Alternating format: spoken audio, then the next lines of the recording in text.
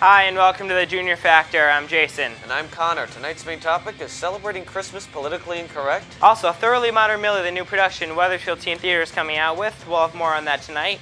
The Junior Factor starts right now.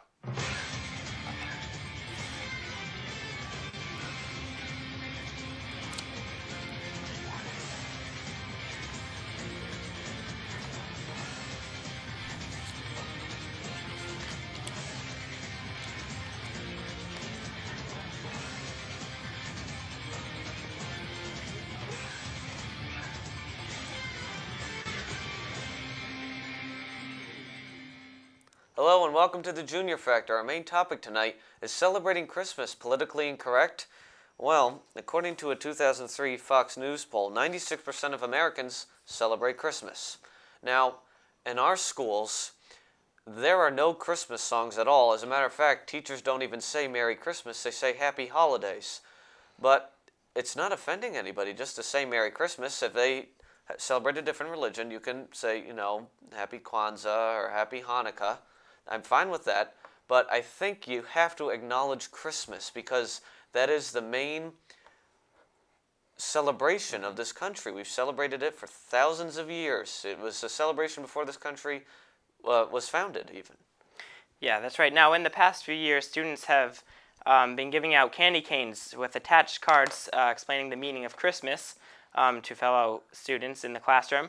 But they were suspended for doing so, and if you ask me, I think that's just wrong, because all they were doing was celebrating their own religion. Yeah. Suspending them is punishing them for celebrating their own religion. We don't suspend anybody for celebrating their own holiday. That's not right.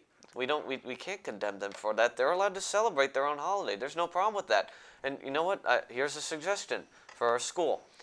Well, if we're going to play or sing holiday songs in the concert, why don't we sing a Christmas song, a Kwanzaa song, and a Hanukkah song, and then no one complains. Right, That's fine. Not just Hanukkah and Kwanzaa. I mean, 96% of America is Christians, and with this 96%, you can't put limitations on what you can and can't do when in terms of religion. You just can't do it.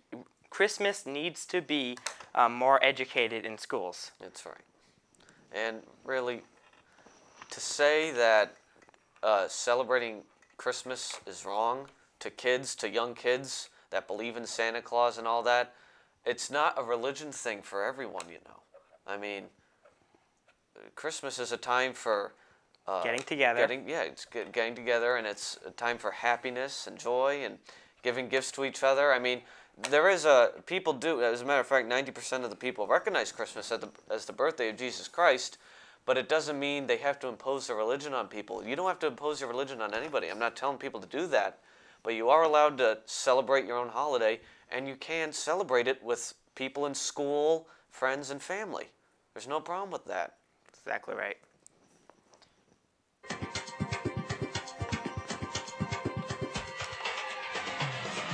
Wethersfield Teen Theater is currently working on a production, Thoroughly Modern Millie, which is this year's production.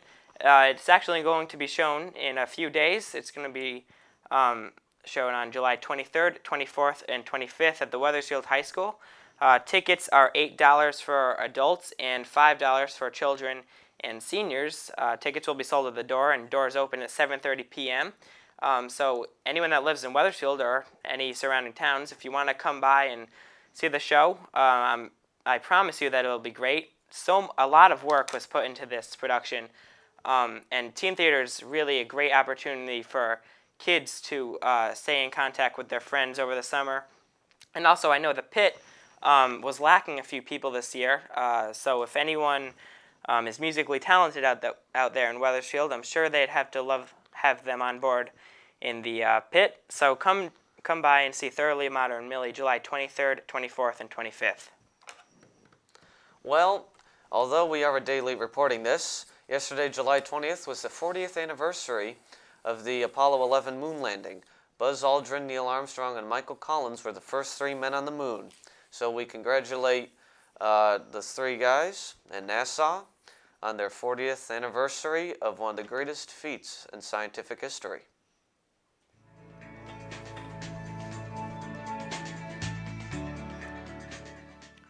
Today we celebrate Robin Williams' birthday. He's age 58 today. He recently won an Oscar in his movie Good Will Hunting. And also we celebrate John Lovett's birthday at age 52. Lovitz was working on Saturday Night Live for 8 years. He worked from 1985 to 1992.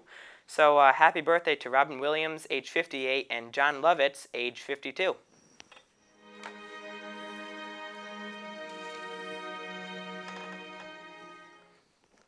As many of you know, last week we lost Walter Cronkite, a very famous broadcaster from CBS, who worked the CBS Evening News from 1962 to 1981.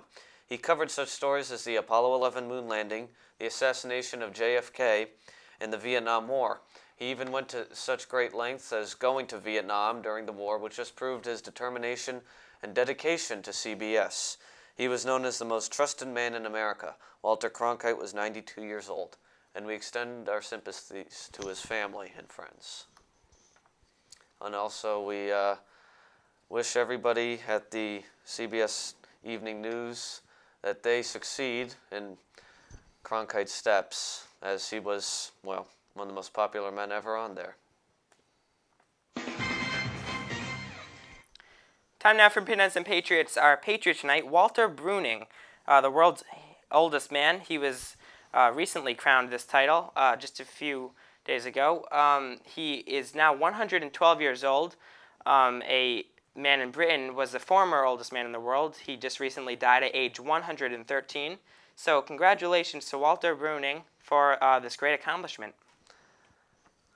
And on the Pinhead front, Erin Andrews, a well-known reporter from ESPN, was undressing in her hotel room when someone, or a group of people, decided to videotape her doing that.